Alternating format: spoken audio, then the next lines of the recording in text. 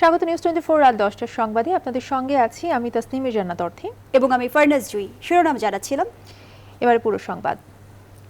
দেড় যুগেরও বেশি সময় ধরে বিভিন্ন সময়ে এমএলএম ও ই-কমার্স প্রতিষ্ঠানগুলো হাতিয়ে নিয়েছে গ্রাহকের 17,000 কোটি টাকা। আইন প্রয়োগকারী সংস্থা তাদের বিরুদ্ধে ব্যবস্থা গ্রহণ করলেও গ্রাহকের পকেট এখনো শূন্য। প্রযুক্তি বিশেষজ্ঞরা বলছেন, ই কমার্স ব্যবসার নামে এ পর্যন্ত দেশে যা হয়ে আসছে তার সিংহভাগই প্রতারণা। শুধু গ্রেপ্তার নয়, গ্রাহকের অর্থ ফেরত সহ প্রয়োজন দৃষ্টান্তমূলক শাস্তি, বলছে টিআইবি। রিশাদ হাসানের রিপোর্ট। 2006 সালে এমএলএম কোম্পানির যুবক হাতে নিয়েছে গ্রাহকের 2600 কোটি টাকা।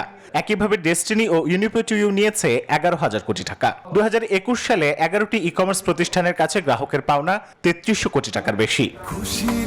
এই চিত্র বলে দিচ্ছে বিভিন্ন লোভ লালসার ফাঁদে ফেলে গ্রাহকের কাছ থেকে হাতিয়ে নেওয়া হয়েছে বিপুল অঙ্কের টাকা, যার কোনোটা এমএলএম কোম্পানি। আধুনিক কালে যাকে বলা হচ্ছে ই কমার্স, মূল কাজটাই যেন অর্থ লোপাট। 2021 সালের বার্তাটা আরো ভয়াবহ।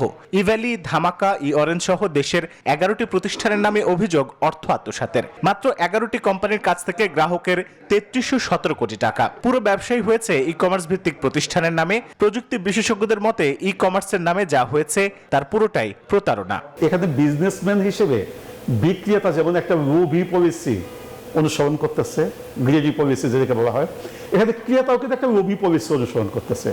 তার মানে এখানে পুরো ক্রয় বিক্রয় প্রসেসটাই ফেক। বিভিন্ন সময় আইন শৃঙ্খলা বাহিনী ব্যবস্থা গ্রহণ করলেও বেশিরভাগ ক্ষেত্রে প্রতিষ্ঠানগুলোর মালিক গ্রেফতার ও গ্রাহকের পকেটে ফেরেনি বিনিয়োগের টাকা। ট্রান্সপারেন্সি ইন্টারন্যাশনাল বাংলাদেশ বলছে, শুধু গ্রেফতার নয়, প্রয়োজন দৃষ্টান্তমূলক শাস্তি, সাথে ফেরাতে হবে গ্রাহকের অর্থ। যখন সুযোগ ছিল তখন কিন্তু তারা সেখানে যথাযথ ভূমিকা পালন করতে পারে নাই। এখন শুধুমাত্র যারা এর জন্য দায়ী তাদেরকে আটক করলে হবে না, তাদেরকে জবাবদিহি নিশ্চিত করতে হবে। বিপুল পরিমাণ অর্থ পাচার বন্ধে স্বচ্ছ জবাবদিহিতাও গুরুত্বপূর্ণ বলে মনে করছেন বিশেষজ্ঞরা। রিশাদ হাসান, নিউজ 24, ঢাকা। ই কমার্সের ফাঁদ থেকে বাঁচতে গ্রাহকদের লোভ কমানোর এবং এ বিষয়ে জনস্বার্থে প্রচারণা চালানোর পরামর্শ দিয়েছেন হাইকোর্ট। এ বিষয়ে অ্যাটর্নি জেনারেল বলছেন, ই কমার্সের মাধ্যমে প্রতারিতদের আইনি পদক্ষেপ নেওয়ার সুযোগ রয়েছে, আর এ নিয়ে শিগগিরই একটি আইন প্রণয়নের পরামর্শ দেন তিনি। বিস্তারিত জানাচ্ছেন হাবিবুল ইসলাম হাবিব। ই কমার্স বা অনলাইনে কেনাকাটা বিশ্বব্যাপী ব্যাপক জনপ্রিয়। তারই ধারাবাহিকতায় বাংলাদেশেও মানুষ অভ্যস্ত হয়ে উঠেছে অনলাইন কেনাকাটায়। সাম্প্রতিক তথ্য বলছে, বর্তমানে বাংলাদেশে ই কমার্স খাতের আকার প্রায় $2 বিলিয়ন এবং তা বার্ষিক 50% হারে বৃদ্ধি পাচ্ছে। এই যখন অবস্থা, তখন অল্প সময়ে জনপ্রিয় হয়ে ওঠা দেশের বৃহৎ অনলাইন মার্কেট ইভ্যালি, ই অরেঞ্জ সহ বেশ কিছু প্রতিষ্ঠানের বিরুদ্ধে পণ্য কেনাকাটার নামে প্রতারণার অভিযোগ উঠেছে। রোববার এক মামলার শুনানিকালে হাইকোর্টও জানতে চান ই কমার্সের প্রতারণার বিষয়টি। জানার পর এ বিষয়ে মানুষকে সচেতন করতে আইনজীবীদের প্রতি আহ্বান জানান আদালত। আমাদের উদ্দেশ্যে কোর্ট বলেছেন যে তাহলে যারা পাবলিক ইন্টারেস্ট লিটিগেশন করেন তারা জনগণকে সচেতন করেন। আপনাদের দায়িত্ব আছে জনগণকে সচেতন করানো। যে বা যারা এটার সঙ্গে যুক্ত হবেন লোভের বশবর্তী হয়ে, তাদের এরকম লোভের বশবর্তী হওয়া সঠিক নয়। বিষয়টি নিয়ে অ্যাটর্নি জেনারেল আমিন উদ্দিন বলেন, অনলাইনে কেনাকাটা বর্তমান সময়ে খুবই জনপ্রিয়, তাই এ বিষয়ে নীতিমালা থাকা প্রয়োজন। শিগগিরই আইন প্রণয়ন করে প্রতারণা বন্ধ করার উপর জোর দেন তিনি। কিন্তু আমাদের দেশে যেহেতু এটা নতুন একটা বিষয় এবং এটাকে আমাদের এটা ফ্লারিশ করার আগেই কতিপয় অসাধু ব্যক্তি তাদের অসাধু কার্যকলাপের জন্য এটা পিছন দিকে নিয়ে গেল। আমাদের দেশে ই কমার্সের কোনো এখন পর্যন্ত আমার জানার মতে কোনো আইন এখনও এইভাবে হয়নি। সেটাকে আইনের রূপান্তর করতে হবে, আইনে বাধ্যবাধকতা করতে হবে। এবং আমি মনে করি যে যারা এই ধরনের ব্যবসা করবে তাদের থেকে একটা সিকিউরিটি বাংলাদেশ ব্যাংক নিয়ে তাদের লাইসেন্স দিবে। আদালতের শুনানিতে উঠে আসে, দেশের ই কমার্স ব্যবসার নামে লাগামহীন অফার থাকে, যা বিদেশি প্রতিষ্ঠান আলিবাবা বা অ্যামাজনে থাকে না। এতে দেশের গ্রাহকেরা অতি লোভে পড়ে প্রতারণার শিকার হন। হাবিবুল ইসলাম হাবিব, নিউজ 24, ঢাকা। বিদেশে যেতে পারবেন না, আগের এই শর্ত বহাল রেখেই খালেদা জিয়ার সাজা আরও 6 মাসের জন্য স্থগিত করা হয়েছে। পরিবারের আবেদন বিবেচনায় নিয়ে সরকারি সিদ্ধান্ত দিয়েছে বলে জানিয়েছেন স্বরাষ্ট্রমন্ত্রী আসাদুজ্জামান খান কামাল। বিএনপি মনে করে তাদের নেত্রীকে সরকার এখনো ভয় পায় বলেই পূর্ণ মুক্তি না দিয়ে শর্তে দেওয়া হয়েছে। বিস্তারিত জানাচ্ছেন তৌহিদ শান্ত। চতুর্থবারের মতো 6 মাসের জন্য বিএনপি চেয়ারপারসন খালেদা জিয়ার সাজা স্থগিতের সিদ্ধান্ত নিয়েছে সরকার। দুর্নীতির 2টি মামলায় সাজাপ্রাপ্ত সাবেক এই প্রধানমন্ত্রী সরকারের এই নির্বাহী আদেশের ফলে আরও 6 মাস জেলখানার বাইরে গুলশানে তার নিজ বাসভবনে মুক্ত জীবনযাপন করতে পারবেন। বিদেশে যেতে পারবেন না তিনি, বাসাতেই চিকিৎসা নেবেন। আগেরবারের এই 2 শর্ত এবারও অপরিবর্তিত থাকবে। রবিবার বিকেলে সচিবালয়ে সরকারের এই আদেশের কথা জানান স্বরাষ্ট্রমন্ত্রী। তিনি নিজ বাসায় থেকে তার চিকিৎসা সেবা যা তিনি যেভাবে চিকিৎসা নিতে চান সেইভাবে চিকিৎসা নেবেন।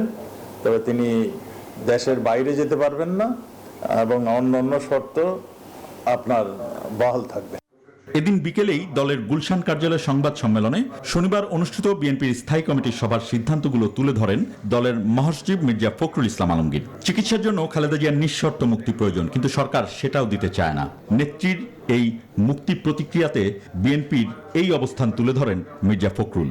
দেশনেত্রী বেগম খালেদা জিয়াকে এত বেশি ভয় পান যে তাকে কোনো মতেই তারা দেশের বাইরে যাওয়া বা তাকে মুক্ত করার বিষয়টা তারা ভাবতেই পারে না। এই জন্য তারা তাকে এত অসুস্থতার পরেও তার চিকিৎসার জন্য তাকে অ্যাডভান্স সেন্টারে যাওয়া দরকার। সরকার সেটাতে একমত হচ্ছে না এবং তারা মতামত দিচ্ছে না, তাকে আটকে রাখছে। 2020 সালের 25 মার্চ সরকারের নির্বাহী আদেশে প্রথম দফায় 6 মাস এবং পরে আরও 2 দফা আবেদনের পরিপ্রেক্ষিতে সাজা স্থগিতের মেয়াদ বাড়িয়ে চলতি বছরের সেপ্টেম্বর পর্যন্ত খালেদা জিয়াকে মুক্ত থাকার সুযোগ দিয়েছিল সরকার। তৌহিদ শান্ত, নিউজ 24, ঢাকা। রাজধানীর পল্টন থানায় দায়ের করা নাশকতার মামলায় বিএনপি মহাসচিব মির্জা ফখরুল ইসলাম আলমগীর সহ 39 জনের বিরুদ্ধে অভিযোগের শুনানি হবে আগামী 21 নভেম্বর। রোববার মামলাটির চার্জ গঠনের জন্য দিন ধার্য ছিল, কিন্তু এই মামলায় আসামি তানভীর আদিল বাবু, শফিউল বাড়ি বাবু সহ 3 জন মারা গেছেন। মৃত্যু বিষয়ে আদালতে প্রতিবেদন না আসায় চার্জ গঠন শুনানি পেছানোর আবেদন করেন বিএনপি পক্ষের আইনজীবীরা। এরপর শুনানি শেষে ঢাকার অতিরিক্ত মহানগর দায়রা জজ 5 ফাতেমা ফেরদৌসের আদালত চার্জ গঠন শুনানির জন্য নতুন এই দিন ধার্য করেন।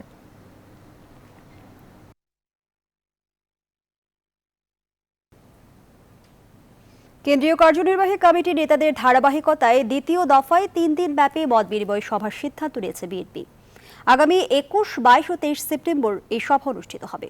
রবিবার বিকেলে গুলশানে দলের চেয়ারপারসনের কার্যালয়ে সংবাদ সম্মেলনে দলের এই সিদ্ধান্তের কথা জানান মহাসচিব মির্জা ফখরুল ইসলাম আলমগীর। বলেন, শনিবার অনুষ্ঠিত দলের স্থায়ী কমিটির সভায় এই কর্মসূচির সিদ্ধান্ত হয়েছে। ওই সভায় জিয়াউর রহমানকে নিয়ে সংসদে মিথ্যা তথ্য উপস্থাপন করা হচ্ছে বলেও নিন্দা ও প্রতিবাদ জানানো হয়। গেল 14, 15 এবং 16 সেপ্টেম্বর কেন্দ্রীয় নির্বাহী কমিটির ভাইস চেয়ারম্যান, উপদেষ্টা মহাসচিব, যুগ্ম মহাসচিব, সাংগঠনিক সম্পাদক ও সম্পাদক মণ্ডলী এবং অঙ্গ ও সহযোগী সংগঠনের নেতাদের সঙ্গে মতবিনিময় সভা করে বিএনপি।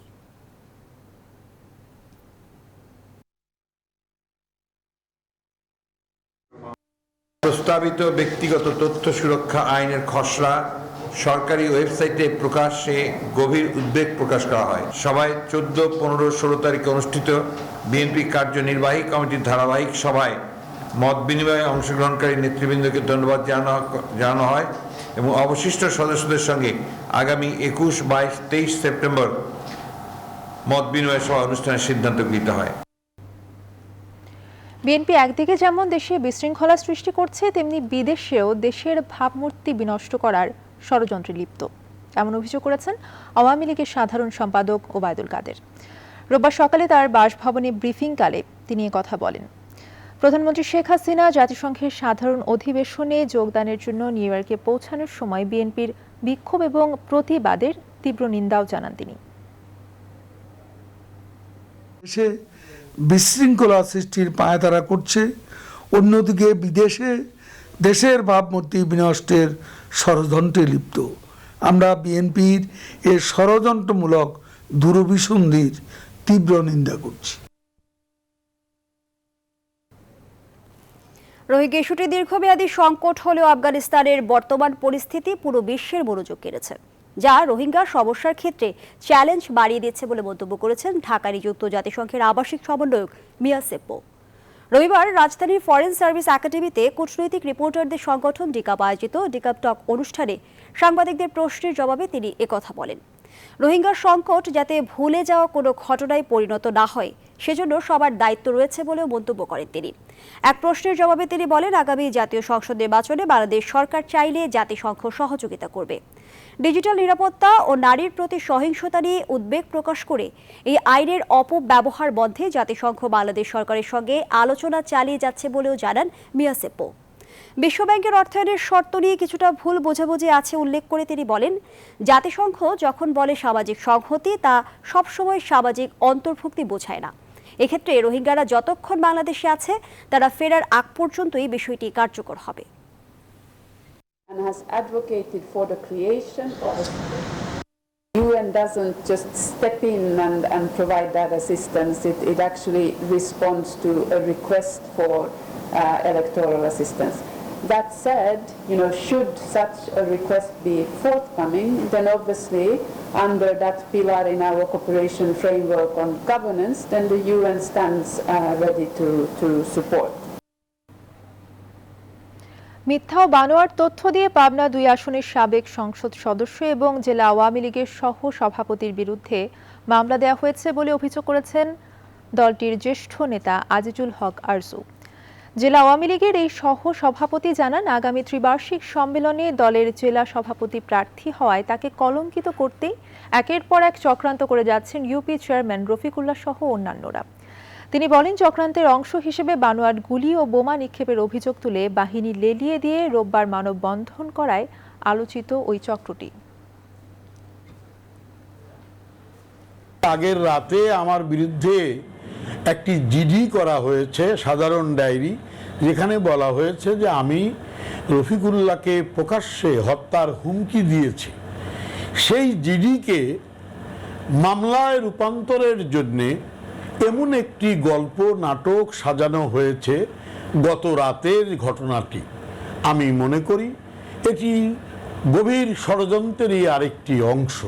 ওই বাড়িতে তার 3টি কার্তুজের যে খোসা পাওয়া গেছে, তার 3টে গুলি হয়েছে, একাধিক ককটেল বাস্ট হয়েছে। ওনাকে জিজ্ঞাসা করা হলো, আপনি তখন কি করছিলেন? বলে, আমি কিছুই জানি না, আমি ঘুমিয়েছিলাম। তো ভাই, একটা মানুষকে ভয় দেখাতে যাক আর হত্যা করতে যাক, যে হত্যা যাকে করবে তিনি ঘুমন্তই থাকলেন, এমন একটি কথা উনি নিজেই বলেছেন। এরপরে আমার মনে হয় খুব বেশি কিছু বলে বোঝানোর নাই। যারা আজকে এই নাটকের বিপক্ষে প্রতিবাদের নামে, মানববন্ধনের নামে সড়ক অবরোধ করে জনদুর্ভোগ সৃষ্টি করলেন, আপাতত মনে হচ্ছে সভাপতির পদটিতে আমি যেন কোনোভাবেই যেতে না পারি। তার জন্য এই মুহূর্তের কালিমা লেপন মাননীয় প্রধানমন্ত্রী জানেন কাকে করবেন। আগামী 1 বছরের মধ্যে দেশের জ্বালানি তেল আমদানি ও সরবরাহ ব্যবস্থায় ব্যাপক পরিবর্তন আসছে, যাতে বছরে বাঁচবে 1000 কোটি টাকা। এ লক্ষ্যে খালাস প্রকল্পের পাশাপাশি কক্সবাজার থেকে সাগর পথে চট্টগ্রাম হয়ে ঢাকা পর্যন্ত চলছে পাইপলাইন নির্মাণের কাজ। আর এর ফলে দীর্ঘদিনের প্রচলিত তেল সরবরাহই শুধু পাল্টে যাচ্ছে না, জ্বালানি নিরাপত্তায় আসছে বিপুল মজুদের বাস্তবতাও। হায়দার আলীর ক্যামেরায় জানাচ্ছেন বোরহানুল হক সম্রাট। 3 পর্বের ধারাবাহিকের আজ দেখুন শেষ পর্ব। জলরসদ বিচ্ছিন্ন দেশের একমাত্র পাহাড়িয়া দ্বীপ মহেশখালীতে নির্মিত হচ্ছে দেশের সবচেয়ে বড় তেল খালাসের installation of single point mooring বা এসপিএম প্রকল্প। উপজেলার মাতারবাড়ির সমুদ্র সীমা থেকে 9 কিলোমিটার দক্ষিণ পশ্চিমে গভীর সাগরে স্থাপিত সিঙ্গেল পয়েন্ট মুরিংয়ে নোঙর করা মাদার ভেসেল থেকে মিলবে এই জ্বালানি তেল। শুধুমাত্র এই বড় জাহাজ থেকে ছোট জাহাজে করে মালামালটা ওখানে নিতে যে খরচ, সেটা বছরে আমাদের যে খরচ তাতে 800 কোটি টাকার মতো। এই একটি কারণ এখান থেকে এই জায়গাটুকু সরে যাবে, এটা সেইভাবে। মাদার ভেসেল থেকে এতদিনে লাইটার জাহাজ করে 11 দিনে পাওয়া জ্বালানি আসবে মাত্র 48 ঘন্টায়। 90 একর জায়গা জুড়ে চলা প্রায় 6000 কোটি টাকার এ প্রকল্পে 3টি পরিশোধিত এবং 3টি অপরিশোধিত তেলের 6টি স্টোরেজে দেশে প্রায় 2.5 মাসের জ্বালানি চাহিদা সংরক্ষণ করা যাবে। ডিজাইন ক্যাপাসিটি আমাদের ক্রুড অয়েলের জন্য বছরে 45 লক্ষ মেট্রিক টন এবং ফিনিশড প্রোডাক্ট বা ডিজেলের জন্য 45 লক্ষ মেট্রিক টন। এখন আমাদের ইউনিট 2 হলে আমরা ফুল ক্যাপাসিটি 45 লক্ষ মেট্রিক টন ইউজ করতে পারবো, এখন আছে 15 লক্ষ মেট্রিক টন। অ্যাটলিস্ট আমাদের বেসিক জায়গাটা আমরা শক্ত 3 মাসের ক্যাপাসিটিটা আমরা আগে শক্ত করি, তারপর নিশ্চয়ই এর সাথে আরও এডিশনালটাকে যোগ করা হবে। এসব স্টোরেজ ট্যাঙ্ক থেকে পাম্প করে পাইপলাইনে পাঠিয়ে দেওয়া হবে পতেঙ্গার ইস্টার্ন রিফাইনারিতে। এজন্য সমুদ্রের নিচে সহ মোট 193 কিলোমিটার পাইপলাইন বসানোর কাজও শেষের পথে। এই এসপিএম প্রকল্পের নেটওয়ার্ক রাজধানী পর্যন্ত আনার পরিকল্পনা রয়েছে সরকারের। আমরা সময় উপযোগী অনুযায়ী আমরা তেল সাপ্লাই দিতে পারবো নিরবিচ্ছিন্ন করার জন্য। চিটাগাং থেকে তেল আনার জন্য দ্রুততার সাথে আমরা চিটাগাং টু ঢাকা পাইপলাইন নির্মাণ কাজ শুরু হয়েছে। এই পাইপলাইন হয়ে গেলে কার্গো তো থাকবেই, কার্গোর সাথে ফিনিশ তেল আনার জন্য আমাদের একটা পাইপলাইনও নির্মাণ করতে। আন্তর্জাতিক বাজারে জ্বালানি তেলের দাম হঠাৎ বেড়ে গেলে বিপুল মজুদ ক্ষমতার এই আধুনিক প্রকল্পটি সাময়িকভাবে তারও সমাধান দিতে পারবে। দেশের উন্নয়ন বাস্তবতায় প্রতি মুহূর্তেই বাড়ছে জ্বালানি তেলের চাহিদা, কিন্তু এখনও জ্বালানি সরবরাহ সময় ঝুঁকিপূর্ণ ও ব্যয় সাপেক্ষ অবস্থার মধ্যে রয়েছে।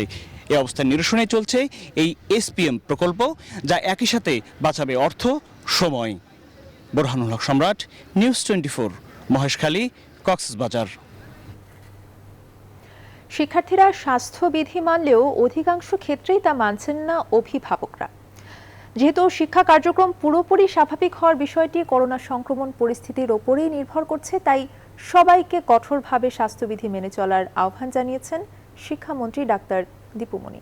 রোববার রাজধানীর কয়েকটি শিক্ষা প্রতিষ্ঠানে সরেজমিনে পর্যবেক্ষণ শেষে সাংবাদিকদের এসব কথা বলেন তিনি।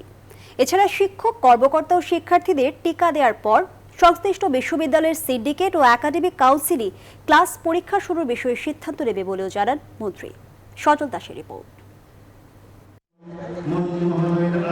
শিক্ষা প্রতিষ্ঠানে পাঠদান পরিস্থিতি ও করোনাকালীন স্বাস্থ্য সুরক্ষা ব্যবস্থা পর্যবেক্ষণে রোববার রাজধানীর কয়েকটি শিক্ষা প্রতিষ্ঠানে যান শিক্ষামন্ত্রী ডাক্তার দীপু মনি। পরিদর্শন শেষে গণমাধ্যম কর্মীদের সঙ্গে কথা বলেন মন্ত্রী। এ সময় সবাইকে স্বাস্থ্যবিধি মেনে চলার আহ্বান জানান তিনি।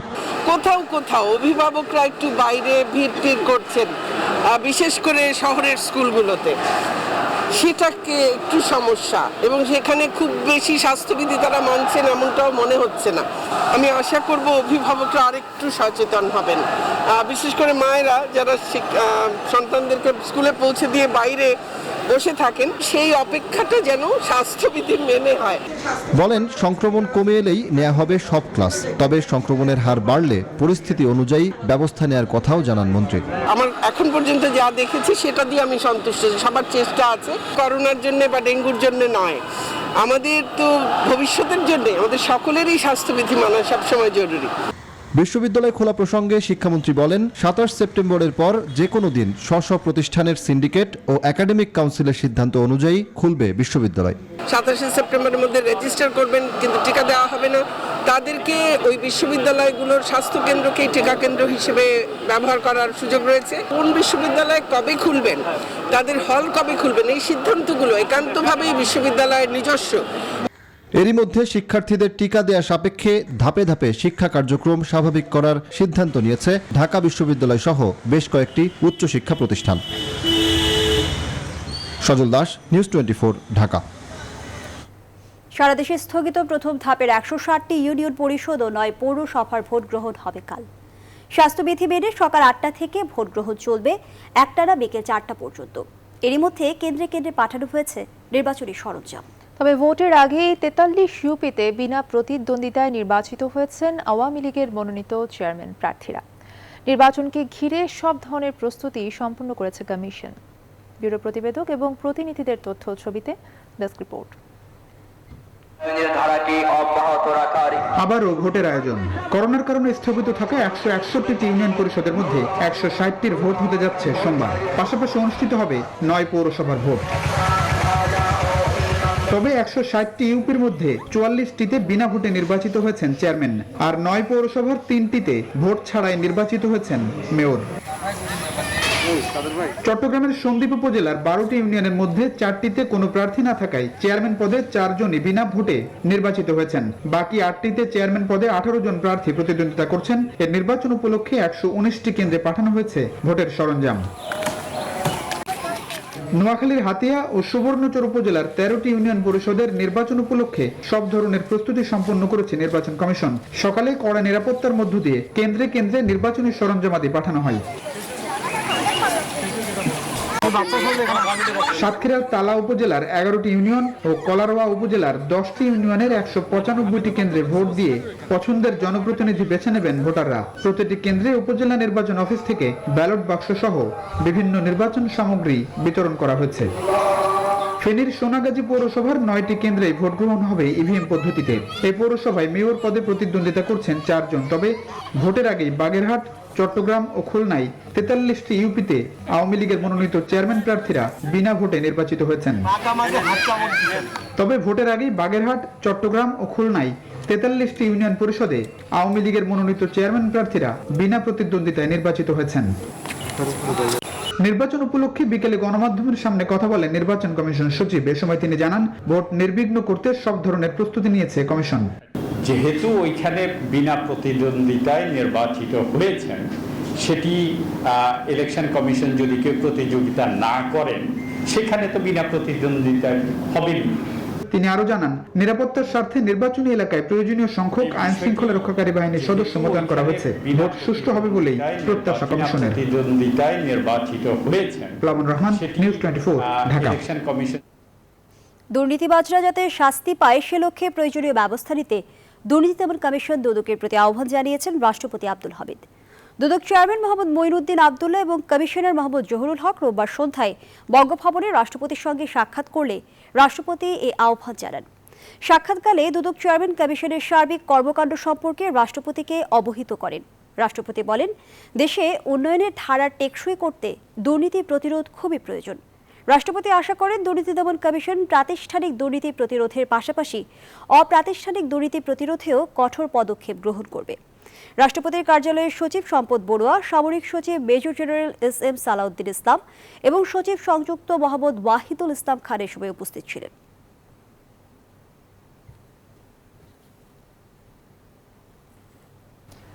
অটোরিকশা চাঁদা আদায়ের রমরমা বাণিজ্যের অন্যতম কেন্দ্র এখন রাজধানীর পল্লবী।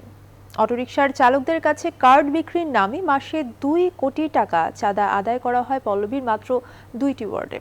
চাঁদাবাজের বিশালে বাজার নিয়ন্ত্রণে নিতে প্রায়ই সংঘর্ষে জড়ান রাজনৈতিক পরিচয়ের চাঁদাবাজ চক্র। অভিযুক্তদের মধ্যে কয়েকজনকে গ্রেপ্তারও করা হয়েছে। ইশাদ সোহেলের তোলা ছবিতে আরিফিন শাকিলের বিশেষ প্রতিবেদনের আজ দ্বিতীয় পর্ব। সামাজিক মাধ্যমে ভেসে বেড়ানো এই ছবির ব্যক্তির নাম জনি, যিনি সপ্তাহ 2 আগে বাউনিয়াবাদ এলাকায় এক রিক্সা গ্যারেজের মালিক থেকে টাকা বুঝে নিচ্ছেন। সেই টাকা মূলত অটোরিকশা চালানোর অনুমতির জন্য দিতে হয় গ্যারেজের মালিককে। পল্লবী মিরপুর এলাকার অটোরিকশা চালকরা জানান, স্থানীয় ক্ষমতাবানদের কাছ থেকে নেওয়া মাসিক ভিত্তিক কার্ড সাথে রেখেই সড়কে নামেন তারা। না থাকলে অটোরিকশার তার কেটে দেয় পুলিশ কিংবা স্থানীয় কিছু কিশোর। একজন অটোরিকশা চালক যখন 100 টাকা ভাড়া পান, তার মধ্যে 40 টাকা যায় তার পকেটে, বাকি 40 টাকা পান এই অটোরিকশা মালিক। বাকি যে 20 টাকা, সেই 20 টাকা ভাগ করে নেয় চাঁদাবাজ এবং স্থানীয় পুলিশ। পল্লবীতে আনুমানিক 10,000 অটোরিকশা চলে প্রতিদিন। মাসে 1500 টাকা হিসেবে এখান থেকে চাঁদাবাজ চক্র হাতিয়ে নেয় প্রায় 1.5 কোটি টাকা। এলাকা নিয়ন্ত্রণে পালাবদলে যার নিয়ন্ত্রক এখন পল্লবীর 6 নং ওয়ার্ড কাউন্সিলর তাইজুল ইসলাম চৌধুরী বাপ্পির অনুসারী মোহাম্মদ আলী আড্ডু। কার্ডের টাকা তো আমাদের আড্ডু নিত, 1 মাস শেষ হলে এটা আবার শেষ হয়ে যায়, আবার 1500 টাকা দিয়ে নেওয়া লাগে। গাড়িটা ধরলে পুরো দিনের টাকাটা তাদেরকে দিয়ে গাড়ি ছুটে নিয়ে আসা লাগে। স্থানীয়রা জানান, অটোরিকশা চাঁদাবাজি নিয়ন্ত্রণে একে কেন্দ্র করে প্রায় অন্তর্গুন্তলে জড়ান ক্ষমতাসীন দলের নেতাকর্মীরা। চলতি মাসের 4 তারিখ 3 নং ওয়ার্ড কাউন্সিলর জহিরুল ইসলাম মানিকের কার্যালয় ভাঙচুর করা হয়। এখানে কিছু দুষ্কৃতিকারী ডিজিটাল টোকেনের মাধ্যমে এই মেহনতি মানুষগুলোর কাছ থেকে 1700 থেকে 2000 টাকা মাসে নিচ্ছে। গোয়েন্দা সংস্থার রিপোর্ট হচ্ছে প্রায় 2 কোটি টাকা এই ডিজিটাল টোকেনের মাধ্যমে সংগ্রহ করা হয়। সেপ্টেম্বর মাসে যে টোকেনটি ছাড়া হয়েছে, এটা হচ্ছে এই টোকেনটি দেয় হলো মোহাম্মদ আলী আড্ডু। চাঁদাবাজির অভিযোগ অস্বীকার করে আড্ডু জানান, অটোরিকশা থেকে চাঁদা আদায় ব্যর্থ হয়ে কাউন্সিলর মানিক অটোরিকশা বন্ধ করতে চাইলে ক্ষিপ্ত চালকরা প্রতিবাদ করে।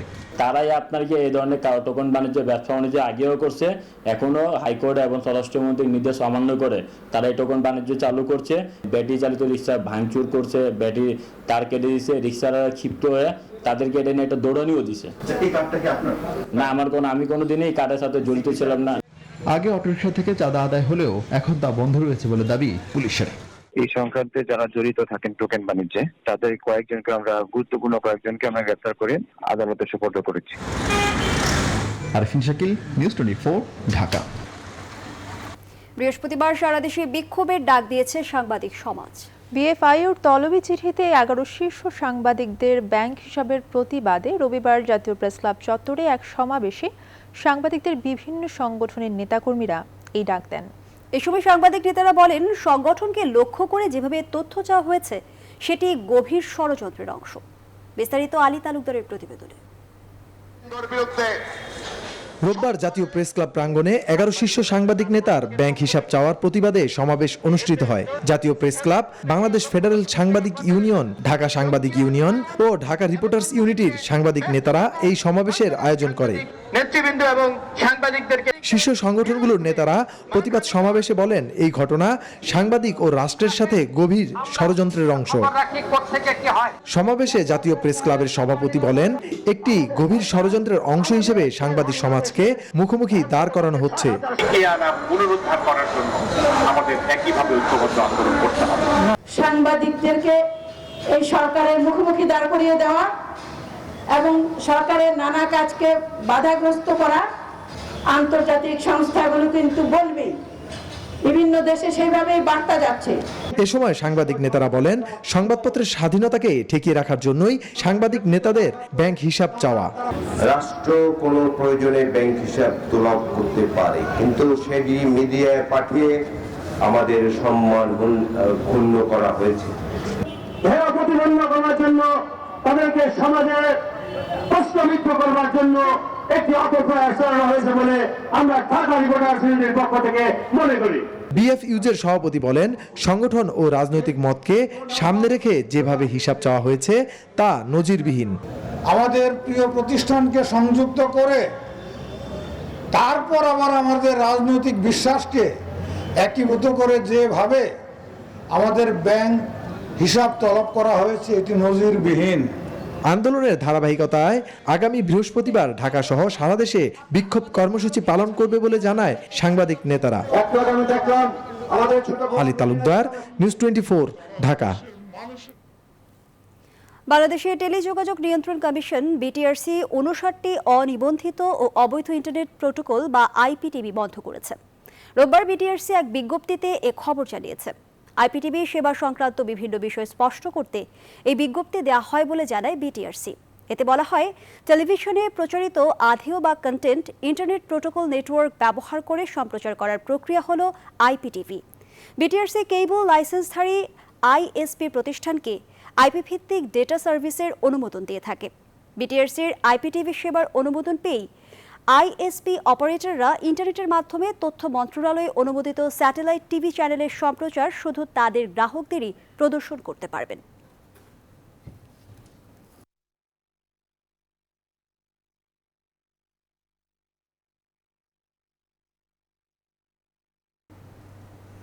এবারে corona update.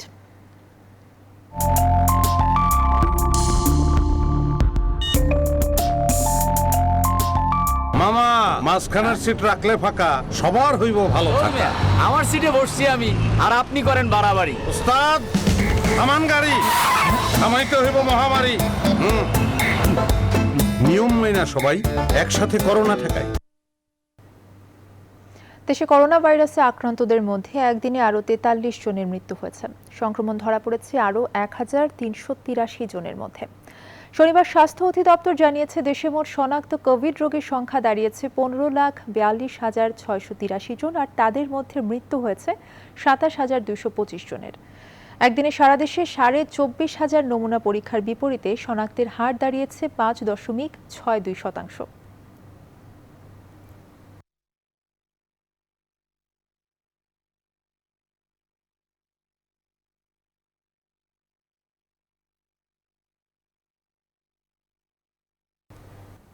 Green Board and Fibre Mills Limited TK গ্রুপের বাগেরহাটের কারখানায় রোববার এনার্জি প্ল্যান্টের ওয়েন সার্কুলেশন পাম্পের গ্যাসকেট লিকেজের কারণে গরম তেল বাইরে এসে আগুন লেগে যায়। পাম্পের সার্কুলেশন বন্ধ করার পাশাপাশি কারখানার ফায়ার হাইড্রেন্ট সিস্টেম চালু করে দেওয়া হয়। একই সাথে বাগেরহাট ও খুলনা ফায়ার সার্ভিসকে জানালে তারা এসে প্রায় 3 ঘন্টায় আগুন নিয়ন্ত্রণে আনে। তবে কারখানার ব্যাপক ক্ষতি হয়। কারখানা পুনরায় উৎপাদনে আসতে 2 মাস সময় লাগবে বলে বিজ্ঞপ্তিতে জানানো হয়।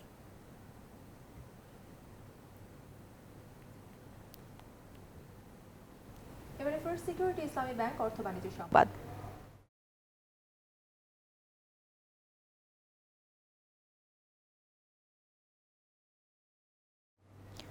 শ্রেষ্ঠত্বের পথে অবিরাম স্লোগানে ডিবিএল সিরামিক্সের বিজনেস কনফারেন্স অনুষ্ঠিত হয়েছে।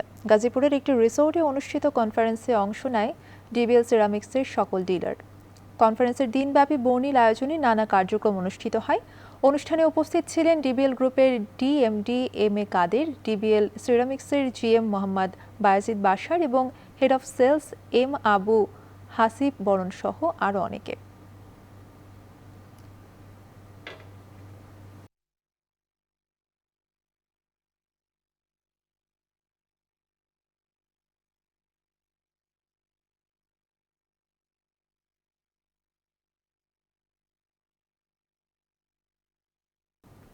পাঁচ ম্যাচ ওয়ানডে সিরিজের শেষটিতে আফগানিস্তান অনূর্ধ্ব-19 দলের কাছে 3 উইকেটে হেরেছে বাংলাদেশ। টাইগার যুবাদের 156 রানের লক্ষ্য এদিন 3 বল হাতে রেখে ছুঁয়ে ফেলে আফগানরা। এদিন ম্যাচ হারলেও 3-2 ব্যবধানে সিরিজ জিতে শিরোপা ঘরে তুলেছে বাংলাদেশ।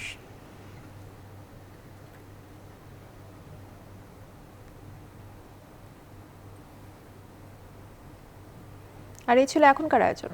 আরও খবর ও বিশ্লেষণ জানতে ভিজিট করুন www.news24bd.tv। ধন্যবাদ।